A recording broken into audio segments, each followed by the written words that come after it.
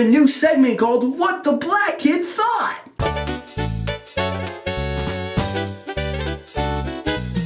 Oh, Black Kid. Alright. Well, I thought Yes Man was very funny, and I loved how that went to Lincoln, Nebraska.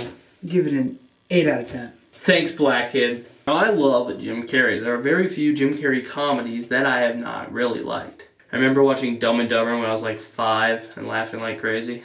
Man, you can't buy childhood. This is a very typical like Jim Carrey movie that you could picture him making about 10 years ago.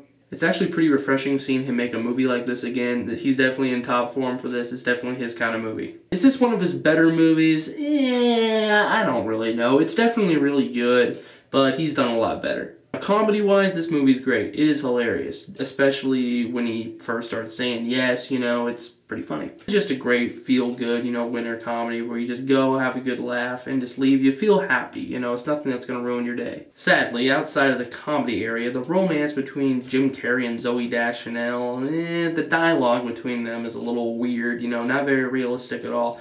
And I like Zooey Deschanel as an actress, I really do, but I think her character here was just a little weird, you know. I don't know if it's her voice. She has a really weird voice. I just don't see what he saw in her. She was fun and all that, but I just can't really explain. Just the stuff she said, it just seemed really fake. The concept is okay, but I think they kind of ruined it at some points. For example, there's a scene where him and Deschanel break into like this amphitheater area, and the security guard comes, and when he's running away, the security guard goes, stop, and then he stops, and then Zooey Deschanel goes, run, and he runs. It's like, that's not saying yes, that's just obeying what everyone says.